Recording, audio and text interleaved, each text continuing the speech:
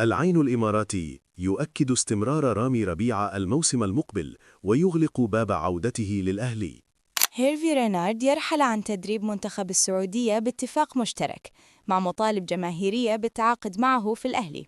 عادل بوليبينا يتلقى عروضا من أندية إيطالية وإسبانية بعد تألقه مع الدحيل ومنتخب الجزائر. الأهلي يواصل تدريباته ويحدد مواجهة ودية أمام ZFC الاثنين استعداداً لبيراميدز.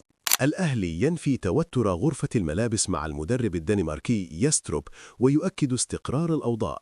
حمزة عبد الكريم يتعافى ويصبح جاهزاً مع برشلونة. انتقادات داخلية لتحركات سيد عبد الحفيظ الأخيرة وتحذيرات من زيادة الضغوط عليه. ZFC يواجه الأهلي ودياً بالبدلاء بسبب مباراة مودرن سبورت.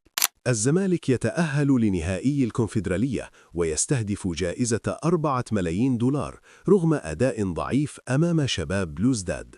مدرب بلوزداد سليم سبع يؤكد أحقية فريقه بالتأهل رغم الخروج. طارق حامد يعلن اعتزاله. انتقادات جماهيرية وإعلامية لأداء الزمالك رغم التأهل، مع مطالب بتحسين الشكل الفني.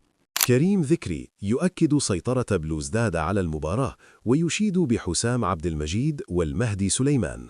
اتحاد الكرة يرفض نقل لجنة الحكام لرابطة الأندية ويتمسك بالسيطرة على الملف. حسام حسن يضع هيثم حسن ضمن حساباته لكأس العالم بعد تألقه.